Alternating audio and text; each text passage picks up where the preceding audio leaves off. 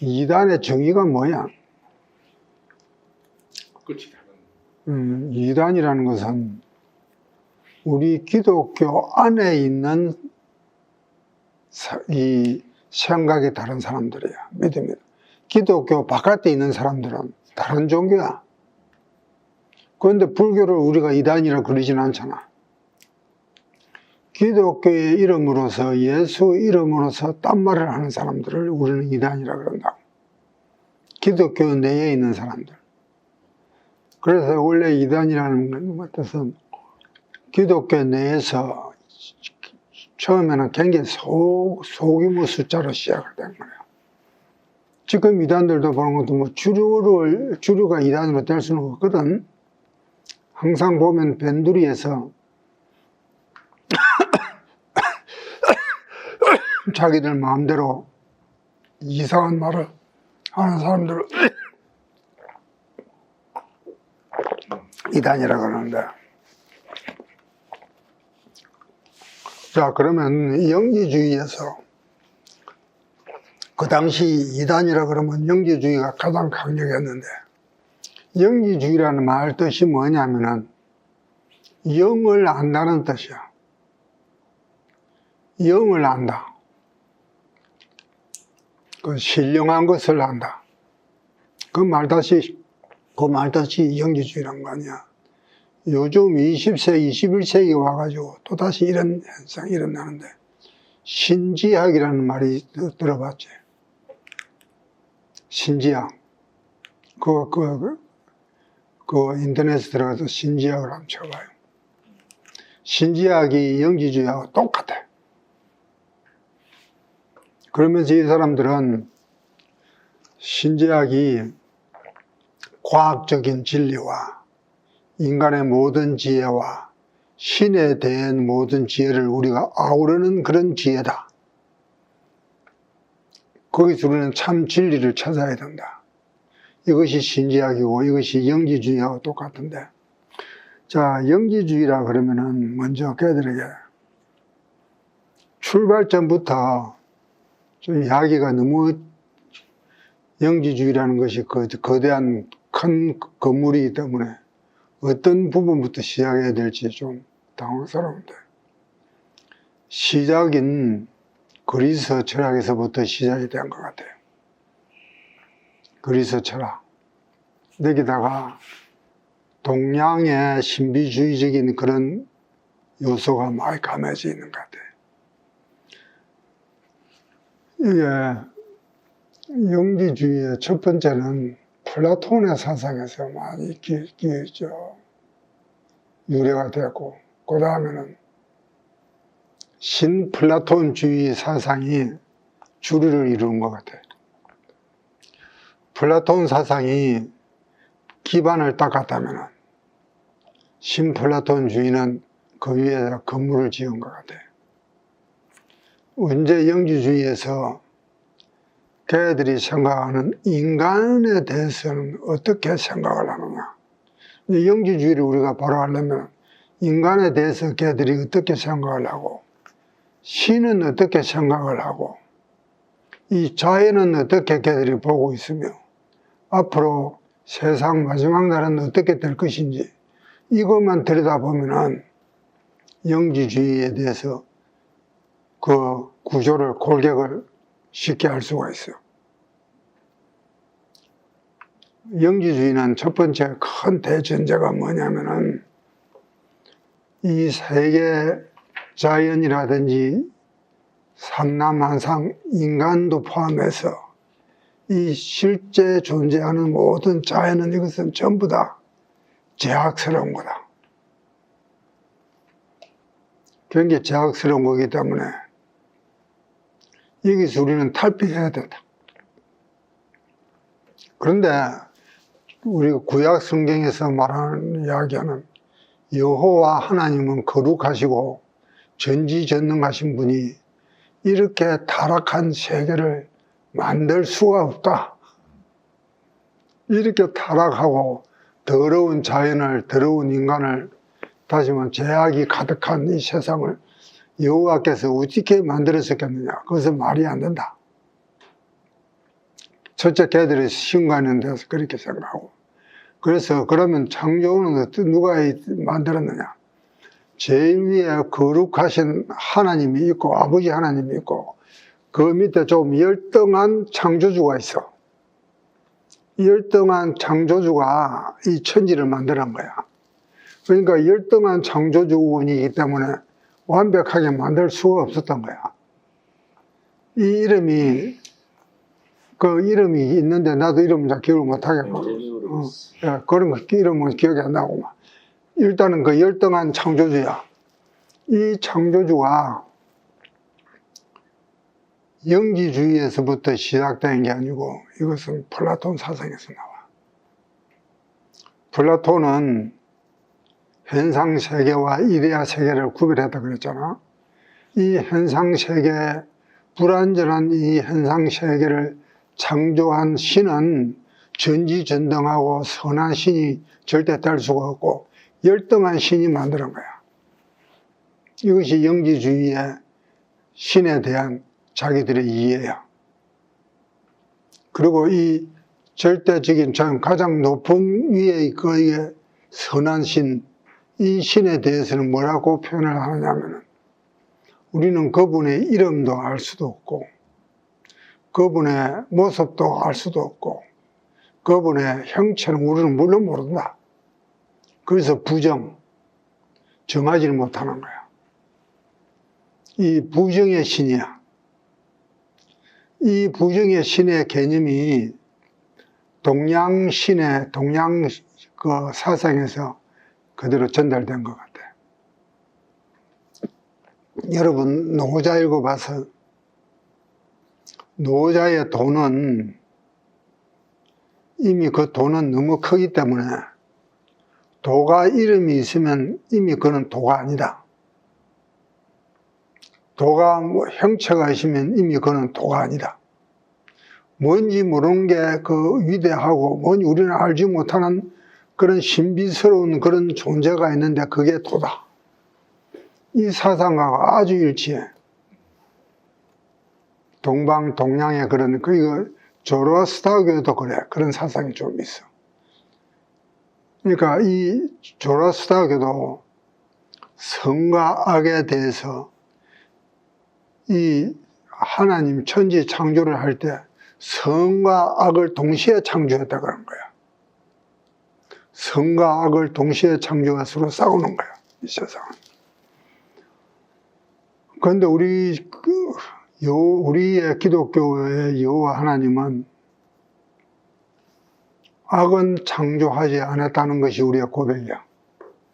악은 어디서 나오느냐? 인간의 타락으로 인해서 들어온 거야. 그리고 영지주의에서는 또 영지주의 분파가 참 많아. 그 중에 어떤 종파가 있느냐면 어떻게 믿는 사람이냐면 배사교라는 게 있어. 배사교. 이 배는 숭배할 배자고 사는 뱀사자야. 뱀을 숭배하는 거야. 왜냐하면 이 뱀이라는 아주 위대한 신이 있어. 이 위대한 신이 아담에게 하와에게 들어가서 지혜를 가르쳐 준다 그런 거야. 네가 이 사과를 먹으면 너는 지혜로워져가지고 너를 만드신 하나님보다 더 지혜롭고 더 네가 눈이 밝아져가지고 빛을 볼 것이라. 그래서 성경에 나오잖아. 이것이 진짜 사탄의 유혹이 아니고 뱀이라는 신이 있는 거야. 그 뱀이라는 신이 모세가 광야에서 독사를 갖다가 물렸을 때 독사의 모양을 해가지고 그걸 쳐다보는 사람은 구원받는다 그랬잖아. 그거 봐라. 그거 봐라. 이 독사가 이 뱀을 쳐다보는 사람은 구원을 받는다. 이것도 영지주의에서 그런 배사교회 그런 분파도 있어요. 별의별 분파가 다 있어. 그러면 영지주의가 생각하는 신은 이중적인 신이지, 그지? 그리고 인간에 대해서는 어떻게 생각하느냐 하면 인간도 두 종류가 있어. 인간은 위대한 완전한 그 하나님, 그 유일하신 그 하나님이 직접 영혼과 육체를 만든 그런 인간이 있어. 그런 인간은 아주 신령한 인간이야. 그 다음에 그 인간 밑에 또 어떤 인간이 대부분이냐면은 열등한 신이지. 그 열등한 신이 새끼줄을 진흙탕에 갖다 넣은 거야. 그러면 새끼줄 틈바구니에 그 진흙물이 끼를 거 아니야. 그것을 주고 흔드니까 흙탕물이 흘러나와가지고 여러 갈래로 흩어질 거 아니야. 그것이 인간이 됐어. 그런 인간은 잡스러운 인간이야. 인간도 두 종류가 있는 거야. 그래서 영지주의 철학자, 영지주의 학자들은 우리가 이런 지식을 갖지 아니하면은 마지막 날에 우리는 구원의 대열에 들어가지 못한다.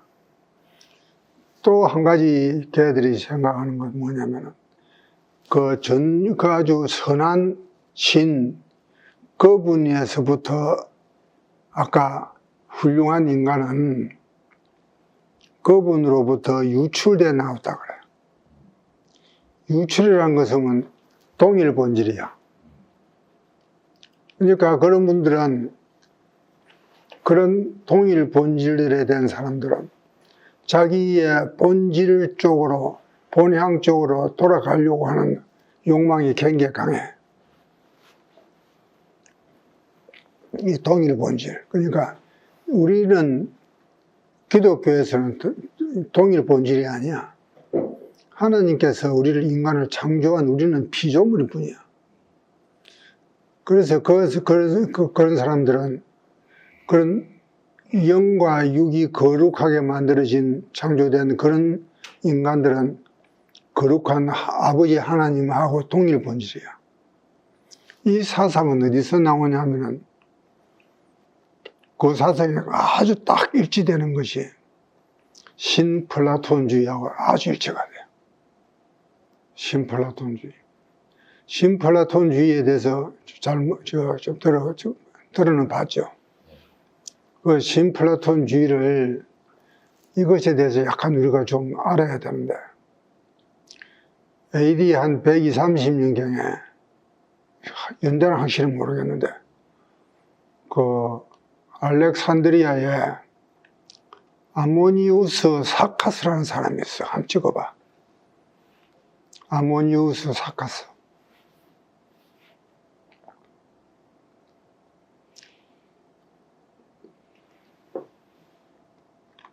그 연대가 얼마나, 몇 년쯤 되는지.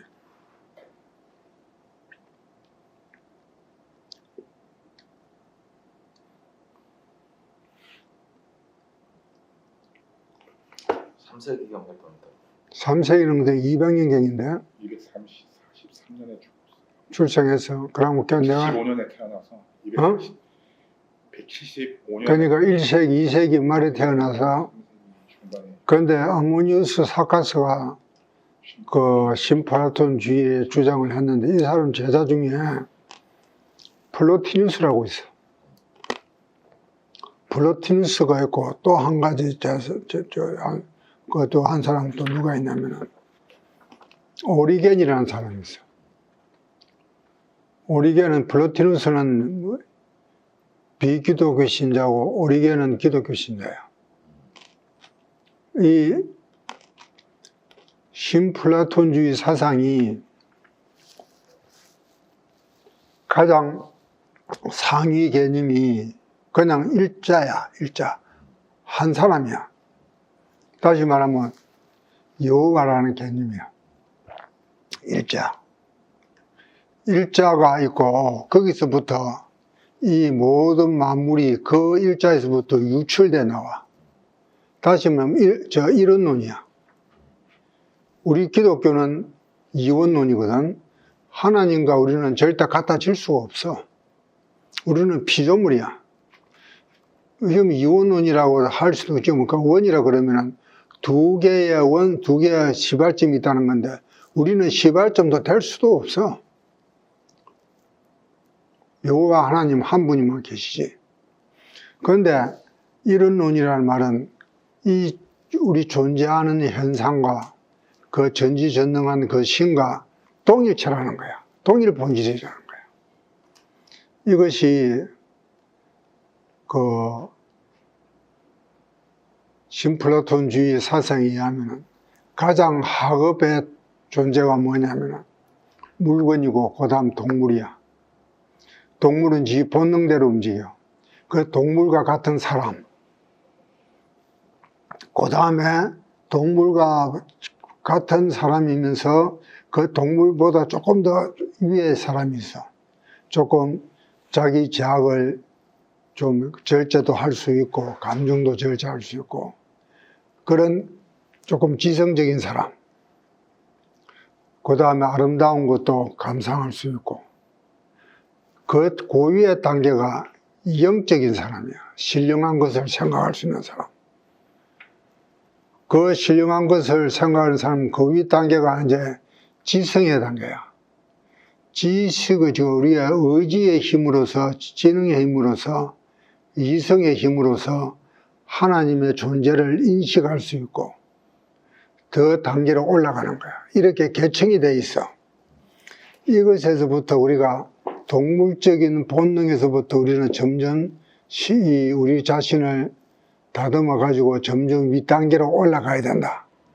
이것이 신플라톤주의 사상인데 이 왜 이름을 신플라톤주의 사상이라는 말을 붙였냐면 플라톤주의가 원래 이 현상의 세계와 이데의 세계를 분리했잖아.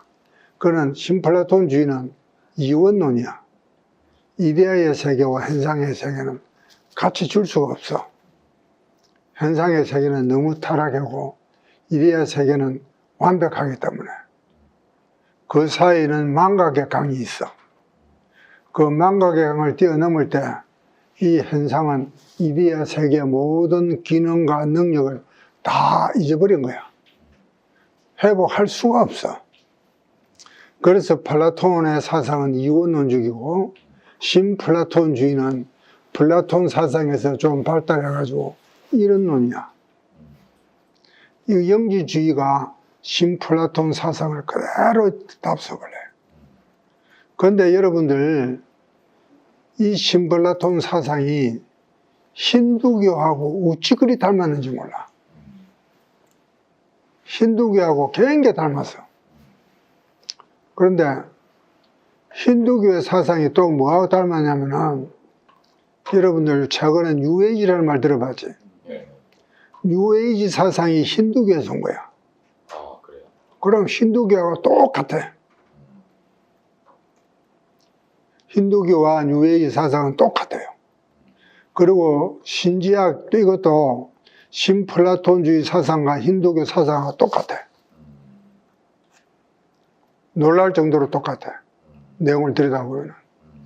이것이 그 영지주의야. 그러니까 이것이 천지 창조가 이거 아까 이야기했던 그 조금 열등한 신이 이 타락한 이 세상을 만든 이것을 뭘 보고 이렇게 조작을 했느냐면 창세기 1장에서부터 6장 사이를 갖다 보고 지금 멋대로 조작을 한 거야.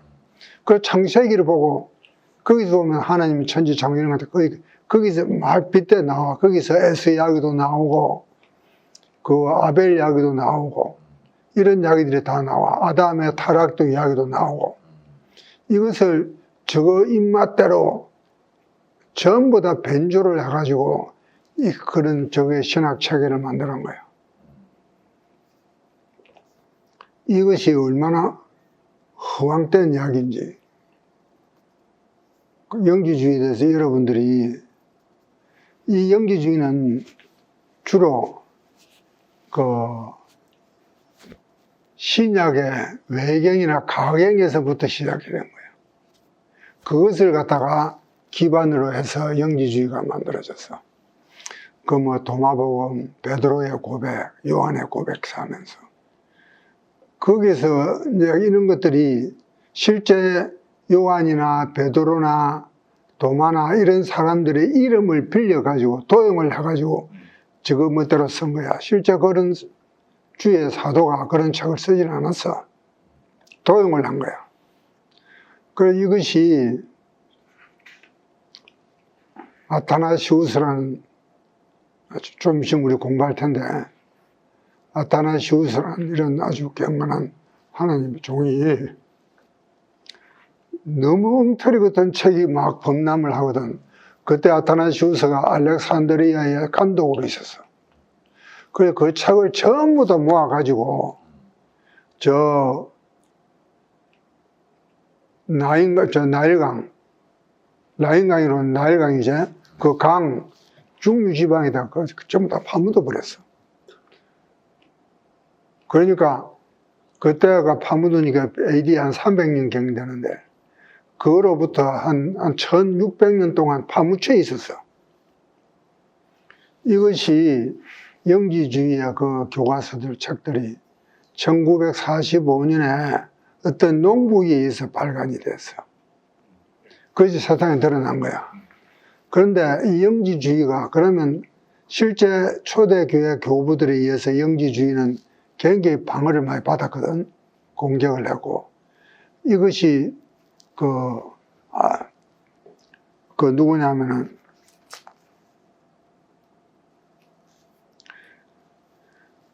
아리우스라는 사람이 있어. 아리우스는 영지주의에 대해서 가장 강력한 그 변론자였고, 가장 영지주의에 대해서 우리 순수 복음을 가장 방어한 사람이에요. 터툴리안도 그러고. 그런데 이 아리우스가 영지주의를 갖다가 비평을 하면서, 영지주의는 어떻다? 너는 이것을 진리에서 벗어나고 이 진리에서 벗어나서 너는 참 진리가 아니다. 그래 아리우스가 거기에 대해서 굉장히 기독교의 순수한 기독교 신앙을 방어를 했는데, 그 내용을 보면 영지주의의 본체가 드러날 거 아니야. 그 영지주의의 본체가 드러나는데 1945년도에 거기 영지주의가 그 책이 교과서들이 발견되고 나서 펼쳐보니까 아리우스가 공개한 내용이 그대로 일치를 해. 그거는 다시 말하면 아리우스가 영지주의의 실체를 정확하게 꿰뚫어 보고 있다는 말이에요. 그 지역 이름이, 나일강의 그 중류에 있는 그 지역 이름이 나그 한마디라는 지역이야.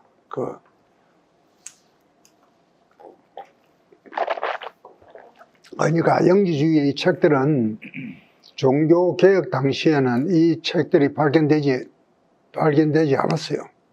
그러니까 아리우스의 그 논방문에서 밖에 간접적으로 이 영지주의의 실체를 파악할 수밖에 없어요. 그런데 그 아리우스의 그것이 정확하게 그 영지주의 교과서가 일치가 되고 있어. 그런데 이것이 영지주의라는 것이 실제 그 당시에는 일반 서민들, 평민들에게는 많이 알려지지 않았대. 왜냐하면 고급 지식이 이렇게 따라서 지식인들 사이에서만 굉장히 많이 돌아다녔던 지식이야. 이것을 사도 바울도 이 영지주의에 대해서, 이 영지주의 시작은 이미 사도 바울 시대부터 시작이 되고 있었어요. 유대인들로서부터도 영지주의가 시작이 되고 있었어. 이 가현설이라는 게 있어. 가현설이라는 뭐냐면, 우리가 VR이라는 말이 있지. 비주얼 리얼리티. 이것을, 그런데 이 가현설이란 뭐냐면은, 슈도 리얼리티. 슈도라는 거는 가짜라는 뜻이거든. 슈도 리얼리티. 이 가현설. 가짜백이 그냥 가짜로서 실현되었다 이야기 뭐냐면, 예수님이 십자가에 못 박혀 돌아가시고 살아나셨잖아. 그것은 가상현실이래. 유대인들이 그렇게 이야기를 해서 이것은 죽은 사람 실체가 살아날 수가 없다. 그건 가상현실이야. 이거 유대인들에서부터 이제 이 영지주의는 시발점이 유대인들, 유대인 랍비 문화, 유대인들의 전통, 거기서부터 되어온 거고, 그래서 영지주의는 구약을 전부 다 부정을 해요. 이 구약은 이렇게 여호와 하나님은 복수의 하나님이 될 수가 없다. 이 사랑의 하나님이 어떻게 복수의 하나님이 되고, 그 능력, 굉장히 무능력한 거야. 그 이스라엘을 갖다가 결국은 저버린 거야. 이스라엘 나라도 망하고. 이렇게 무능력할 수가 있느냐? 그래서 구약의 하나님을 부인을 해요. 그래서 참 예수님의 말씀은 인정을 하는데 그것도 가현석이야. 예수님의 말씀은 그냥 우리가 본받을 수 있는 좋은 이야기지, 그것이 절대적인 예수님은 창조주 하나님이 아니고, 창조주 하나님 아니고, 예수님께서 세례를 받으실 때 일시적으로 하늘에서 내려와서 하나님이 영이 일시적으로 같이 했다는 거야. 이야기도 기가 막히게 잘 구비되는 거야.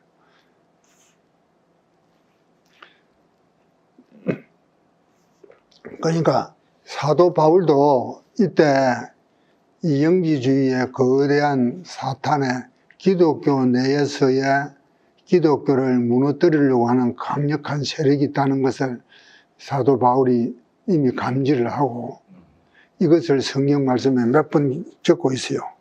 로마서 1장 18절 25절을 펴볼래? 근데 이것을 내가 좀 찾아왔는데, 로마서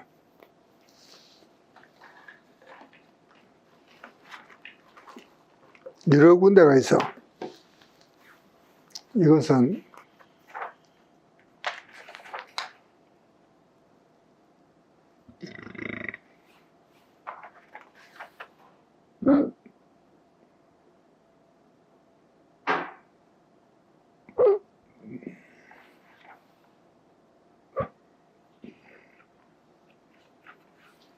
로마서 1장 18절에서 25절 한 읽어볼래, 크게.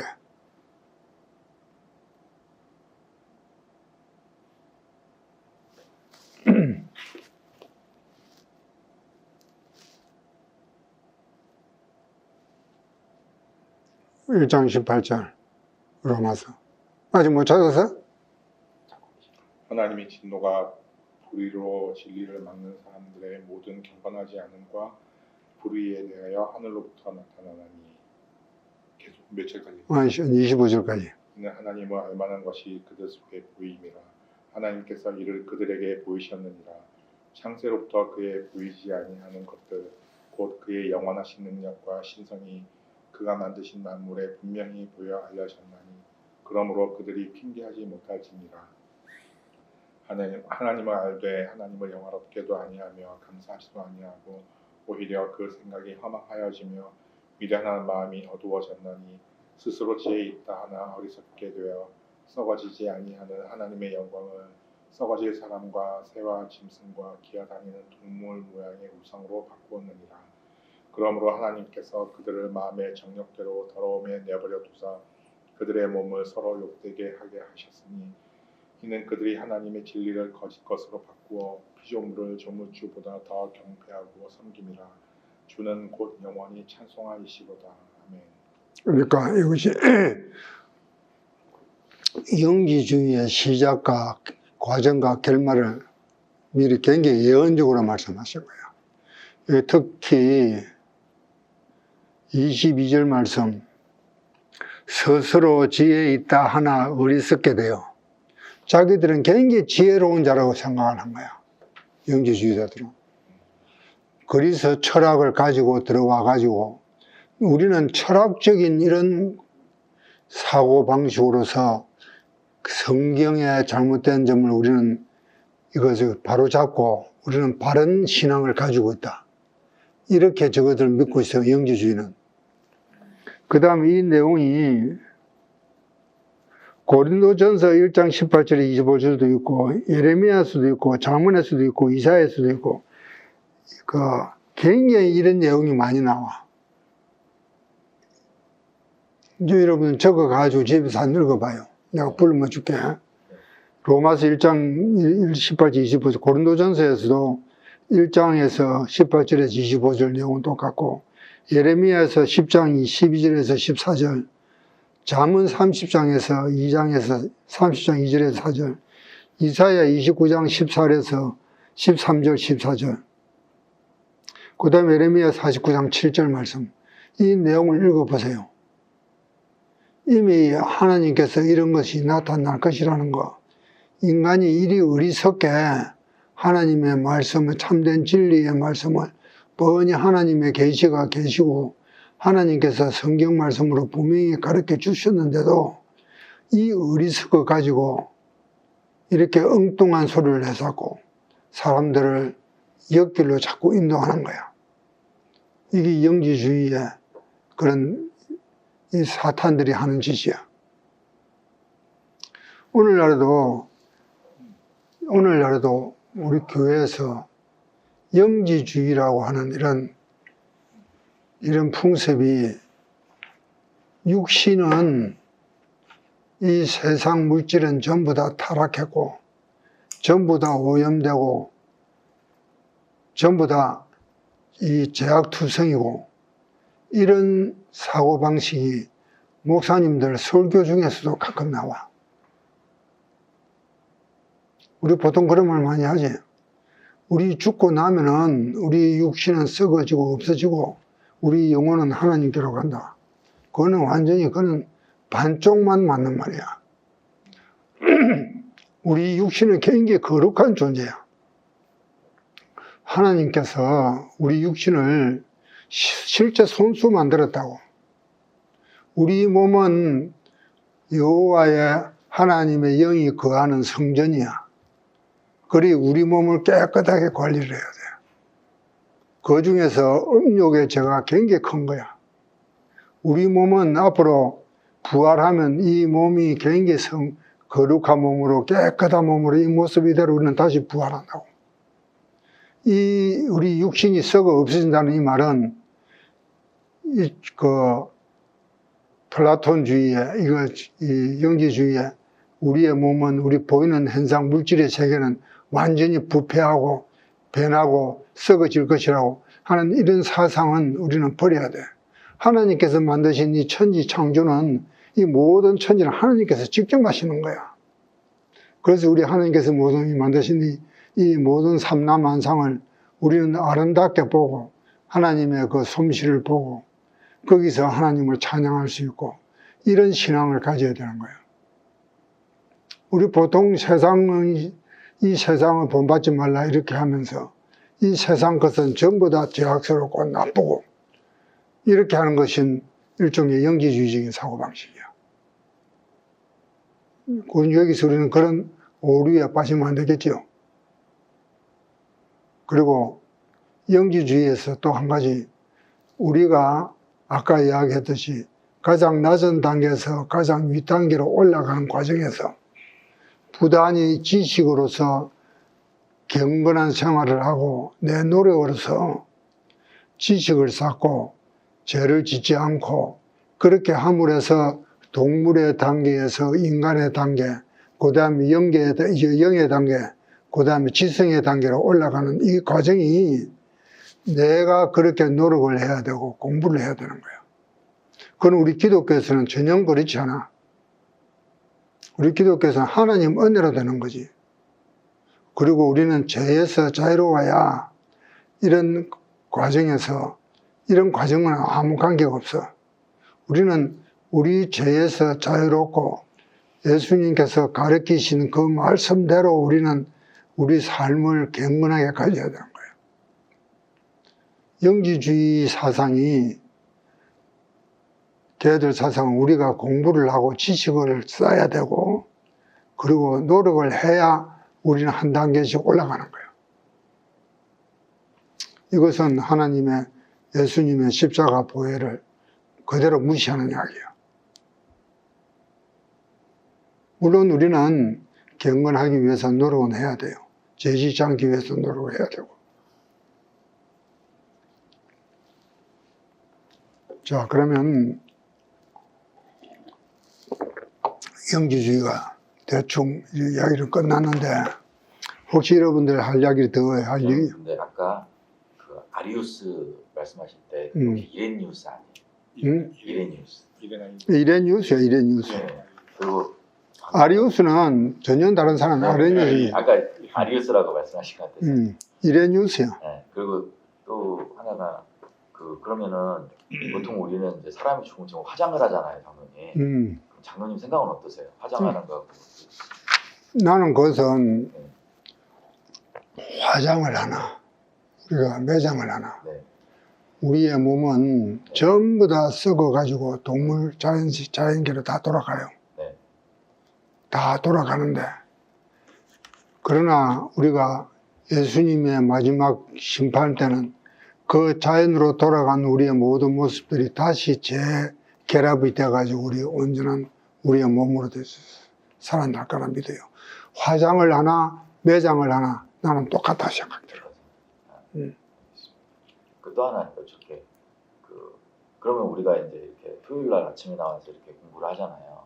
어떻게 보면은 다른 사람을 모르는 어떤 특별한 더 하나님을 더 알고 싶어서 나오는 그런 게 있을 것 같긴 한데 결국 하나님의 은혜로 된다고 하면은 어떻게 보면은 이런 노력 같은 게 뭐 주도적으로는 필요 없지 않을까 그런 생각도 들기도 하는데 그건 어떻게 우리가 또 자, 그렇다고 우리가 또 여기서 우리가 하나님에 대해서 더 열심히 알고 네. 하나님의 가르침에 대해서 하나님 그 계시의 말씀을 우리가 그냥 생활을 해가지고는 잘 모르잖아요. 그럼 그것을 알려고는 노력을 해야 돼요. 하나님의 말씀이 뭔지 우리가 하나님께서 무엇을 우리한테 요구하셨는지 어떻게 살아야 하는 것이 하나님께서 기뻐하시는지 그것은 우리가 적어도 알아야 되는 거야. 우리가 이것을 토요일에 공부에 나와서 하는 것은 우리의 최소한의 노력이라고 봐. 최소한의 노력이야. 지금 성경 말씀 중에서 우리가 알아야 될 것이 성경 말씀 전체에서 내가 볼 때는 천분의 1도 모를 거야. 하나님의 본뜻을 이해를 하려면 천분의 1도 모를 거야. 그리고 이런 역사를 통해서 역사의 이 과정에서 성령님께서 어떻게 우리를 인도하시고 구원의 길로 옆길로 가지 않도록 바른 신앙의 길로 우리가 신앙의 그 전통을 하나님께서 그 진리의 길을 계속 유지시켜 주시고 후세에 우리들에게까지 전달시켜 주시거든. 이 과정을 알면 알수록 우리가 더 은혜스러운 거야. 그 길을 아는 거지. 우리가 알면 알수록 하나님에 대한 성경 말씀에 대해서 알면 알수록 우리는 더 낮아지고 더 겸손해질 수밖에 없어요. 또 하나 좀 이제 영지주의 하면은 뭐 이렇게 내면에 있는 거 씨앗 그래가지고 그런 성령의 조명하심이 있으면 뭐 하나님하고 합일이 된다 그런 쪽으로 요즘 은사주의 그런 쪽하고 연관이 있다고 그러는데 장로님 생각에는 뭐 방언이나 그런 어떤 기도 열심히 하는 분 중에 그런 분들 있잖아요. 그런 거는 영지주의하고 연관이 있는 건지. 그것을 있다고 하기도 단정히 하기도 어렵고 그 열심히 기도하시는 분들이 영지주의의 이런 신앙관을 가지고 있으면은 그것은 삐뚤어가는 길이고 내 기도를 예수님 앞에 호소한다. 예수님 앞에만 호소하고 예수님 나의 어려운 형편을 다 주세요 하는 이런 간절한 마음에서 기도한다면은 그리고 거기서 겸손한 마음이 있고 내가 죄인이라는 마음이 있으면 그것은 나는 합당하다고 봐요. 네. 나는 방언을 한다 안 한다는 것은 나는 크게 개의치 않아요.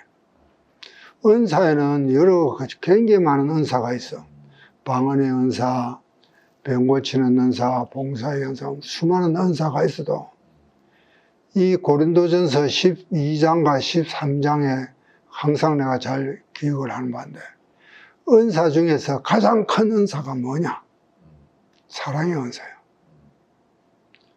그 고린도전서 12장과 한번 펴봐요.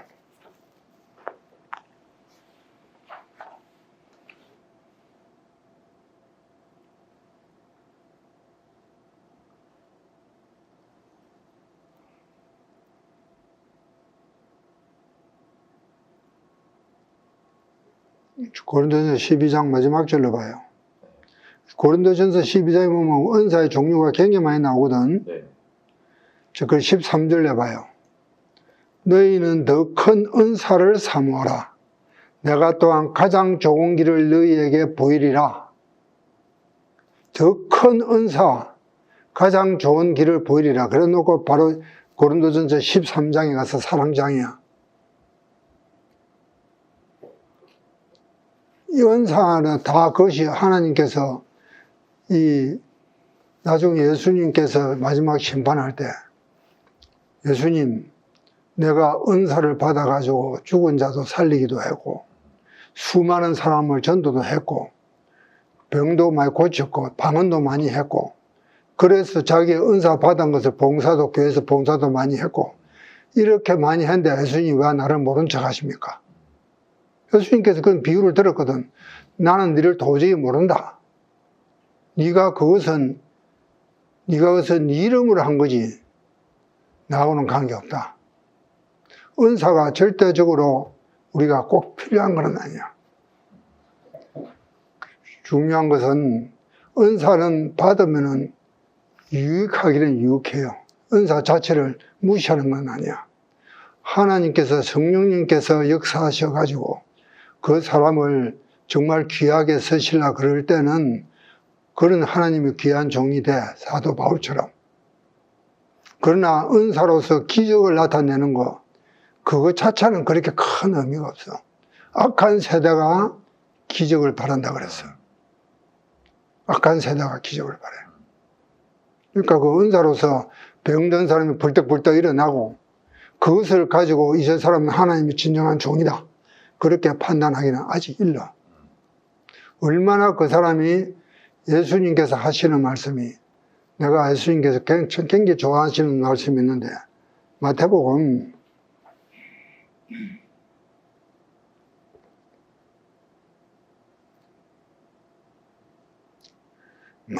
내가 장기를 기회를 잘 못해.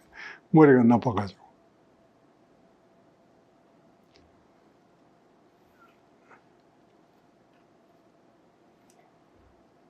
마태복음 11장일 거야 아마. 자, 11장 28절 한번 볼래? 참 우리에게 좋은 위로가 되는 말씀이야. 한번 읽어봐요. 11장 28절. 수고하고 무거운 짐진 자들아 다 내게로 오라 내가 너희를 쉬게 하리라. 나는 마음이 온유하고 겸손하니 나의 공경을 크게 읽어요. 그래 마음이 그렇지. 수고하고 무거운 짐진 자들아 다 내게로 오라 내가 너희를 쉬게 하리라. 나는 마음이 온유하고 겸손하니 나의 멍에를 메고 내게 오라. 그러면 너희 마음이 힘을 얻으리니 이는 내 멍에는 쉽고 내 짐은 가벼우니. 여기서 예수님께서 너가 세상에서 무거운 짐 지고 고생하는 그 고생이 어마어마하게 큰데 그 무겁고 힘든 고생을 다 나한테 맡기라. 그리고 예수님의 가르침은 뭐냐면은 나는 마음이 온유하고 겸손하니 나한테 와서 배우라. 즉 예수님의 온유와 겸손을 배우고 이 두 가지 짐만 지라는 이야기야. 온유와 겸손의 짐만 지면은 너희들이 세상 짐을 다 내려놓고 그러면 너희들이 다 편하게 되고 너희들이 쉼을 얻으리라. 이 온유와 겸손이 뭐냐면 예수님의 성품이 이랬다는 뜻이야. 우리는 예수님의 성품대로 온유하고 겸손한 자세를 배우면 돼요.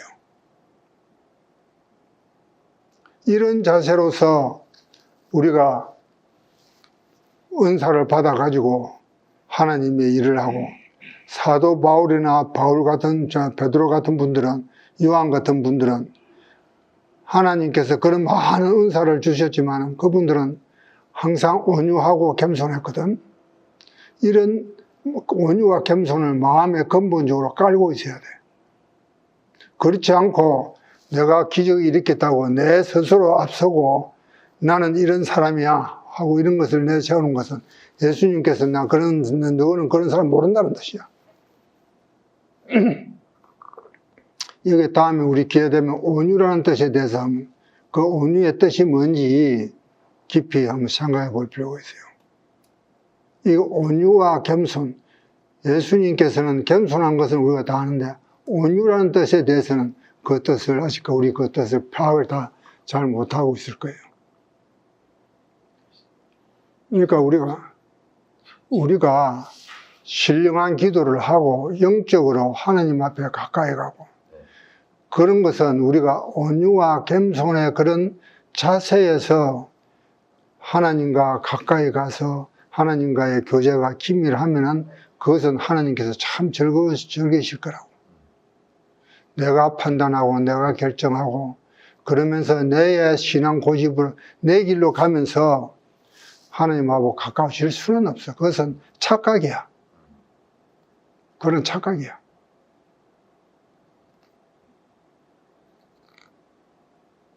이렇게 온유에 대해서 내가 가끔 예를 드는데 온유의 뜻이 뭐냐면은 하나님한테 모든 걸 맡기는 거야. 내가 처단을 하지 않고 내가 그 정강훈 목사에 대해서 비판한 것 중에 하나가 자기의 결정을 내려놓고 하나님께서 나한테 와서 이것을 해달라고 고집을 부리는 거야. 온유는 뭐냐면은 그 창세기 거의 마지막 장이 나올 텐데 요셉이 야곱이 죽어서 요셉의 아버지가 야곱이지. 동생들이 찾아왔을 때. 그 형들이 찾아왔을 때 요셉이 한 말이 있지. 네. 내가 그 말 몇 번 인용했죠. 몇 번 인용했지. 그때 요셉의 입장에서는 얼마든지 자기 권한으로서 누가 무엇을 처단을 결정을 해도 누가 말 한마디 할 사람이 아무도 없어. 그것은 요즘 사람들의 사고는 그것은 정의를 행했다고 그렇게 평가도 할 수 있어. 정의를 행했다. 인과 응보다. 그 바른 길로 했다. 그렇게 얼마든지 현대인들은 그렇게 이야기할 거야. 그러나 하나님의 법칙은 그보다 훨씬 높아. 훨씬 높아. 그게 온유야.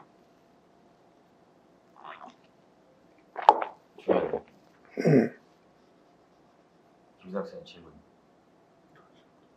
그러니까 우리가 기도를 열심히 해주고 관상 기도를 하고 하나님과의 아주 영적으로 가까워지고 그런 영적인 기도와 가까워질 때 우리는 성령의 열매 9가지를 맺었을 때 그것이 가까워지는 거야. 화평과 사랑과 온유와 온절제와 이런 모든 것이 성령의 열매가 우리 마음속에 한참 무르익었을 때 우리가 하나님하고 가까워지는 거지. 이런 열매가 없이 하나님과 가까워진다는 것은 그것은 영적인 착각이야. 나는 그런 믿음은 확실해. 우리가 예수님, 우리 목사님 항상 믿음의 열매 강조하시지. 난 그 믿음의 열매는 우리가 행실적인 믿음이 아니고 행실적인 열매가 아니고 내면적인 열매야. 우리 마음속에 얼마나 겸손하고 얼마나 죄를 해결을 많이 하고 우리가 얼마나 온유하고 이 세상을 볼 때 얼마나 하느님 중심적으로 세상을 보고 살고 있고 이것은 신앙의 과정을 굉장히 많이 거쳐야 도달할 수 있는 단계라고. 우리 청년들 공부할 때 이런 현대 문화에서 현대 사회에서 우리가 이 거룩의 단계로 들어가는 그 단계가 정말 어려워요. 정말 어려워. 30분이 청장 거라서. 상당히 그럼 다음 주에는 어떤 내용을? 다음 주는 이렇게 숙제를 해줄 거야. 지금 이제는 교부들에 대해서 이 이레니우스에 대해서 누가 공부해 올 사람이 있어요. 이레니우스요? 그 다음에 순교자 저스틴에 대해서 공부해 올 사람이 있어. 그 다음에 4사람, 5사람인데 알렉산드리아의 클레멘서, 그 다음에 알렉산드리아 오리겐, 물론 터툴리안이나 치프레아뉴스도 공부를 해야 되는데 이거 3사람밖에 없으니까 이레니우스는 제가 하겠습니다. 이레니우스는 네. 이것이 내가 지금 이레니우스의 그래 원문을 찾아라 그러니까 못 찾았어. 이레니우스가 영지주의에 대한 반박문을 쓴 게 있거든. 그 반박문 쓴 것은 이 신학을 그때 교부 신학을 전공한 사람들한테는 이게 원문이 있는데 나한테는 아직까지 거의 번역된 게 없어. 이단에 대하여 이런 책이라고. 이단에 대해서 굉장히 신랄하게 반대를 했거든. 첫 제목이 이단에 대하여. 이단에 대해서요. 이레니우스는 폴리카르의 제자야. 폴리카르의 제자면서 그러니까 요한과 폴리카르로부터 배워가지고 믿음의 기초를 확실히 세우고 난 다음에 폴리카르이 불란서의 리옹이라는 지역에 거기에 이단이 굉장히 심하게 있었어. 거기에 파견 받아갔어. 거기서 이단하고 싸운 거야. 그리고 이레니우스에서 그 다음에 순교자 저스틴이라는 사람이 있어. 저스틴 이 사람은 일종의 철학자인데 이방 가정에 태어나서 그리스 철학에 대해 관통을 하고 그 다음에 굉장히 신실한 기독교 신앙을 가진 사람이야. 이 사람도 로마에서 기독교 예수님을 증거하다가 순교를 당했어. 저스틴 집사님 하신 거예요? 그럼 저스틴보다 더 훌륭한 사람은 오리겐에 대해서는 굉장히 공부할 게 많아. 오리겐의 제자 중에서 암브로시우스라는 사람이 있어. 암브로시우스가 어떤 사람이냐면은 어거스틴을 회개시킨 사람이야. 이렇게 전부 다 신앙의 맥이 연결된다고. 그런데 이 오리겐이 누구야? 기독교 역사 유스티아누스 아니야? 누구더라? 요세푸스가 아니고, 나 이름을 잊어버렸어. 유스티누스다. 유스티누스가 이 오리겐의 영향을 굉장히 많이 받았어. 오리겐은 굉장한 학자였다고. 오리겐이 어떤 사람이냐면은, 저 아버지가 순교를 당하기를 감옥에 갇혔어. 감옥에 갇혀가지고 얼마 있으면 순교를 당해야 되는데 그때 이 오리겐은 젊은 청년이었어. 아버지한테 편지를 썼어. 아버지, 우리 가족들 염려하느라고 순교 당하는 것을 겁내지 마세요. 우리는 우리끼리 다 살 수 있으니까 아버지는 하나님의 믿음의 절개를 굽히지 마시고 당당하게 순교를 당하는 것이 우리 가정의 명예입니다. 그렇게 편지를 쓴 사람이에요.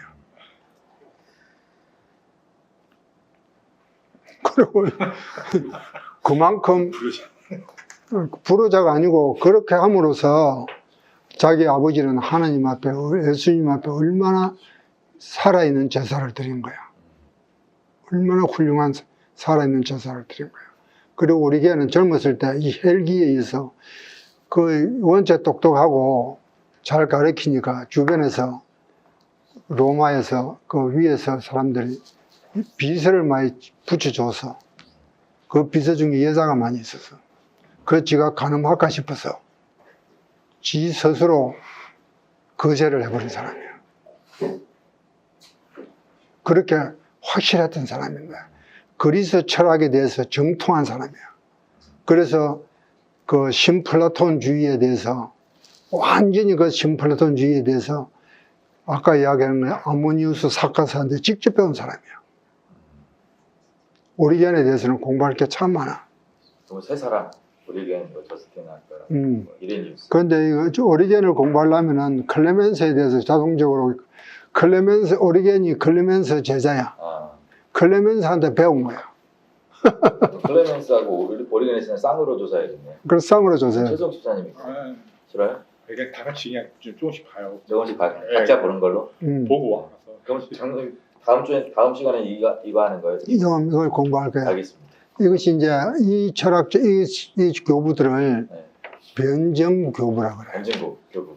이제 변증교부 시대로 들어가는 거야. 네. 속사도에서 변증교부로 들어가는 거야.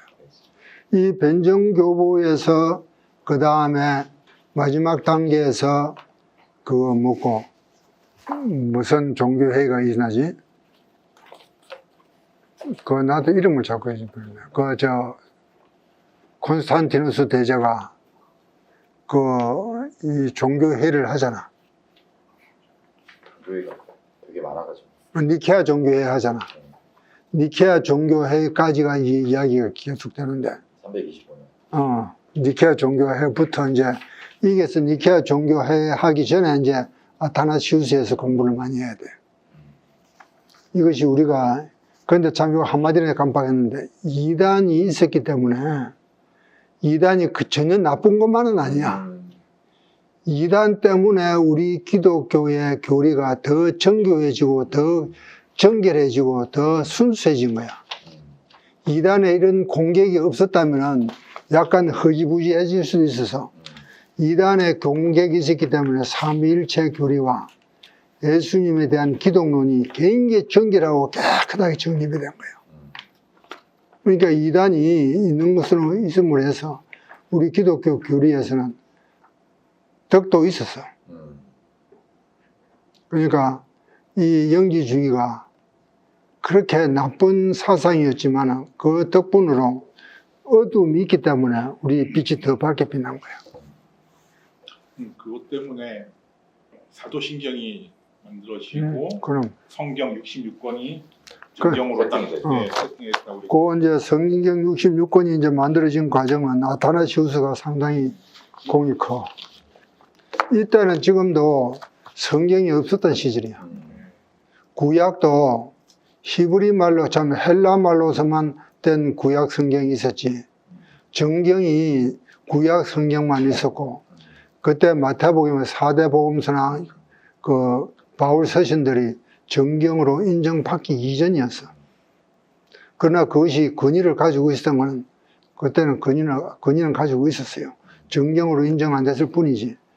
그 신약 성경이 정경으로 인정된 것은 AD 395년인가 그래. 한참 후에야.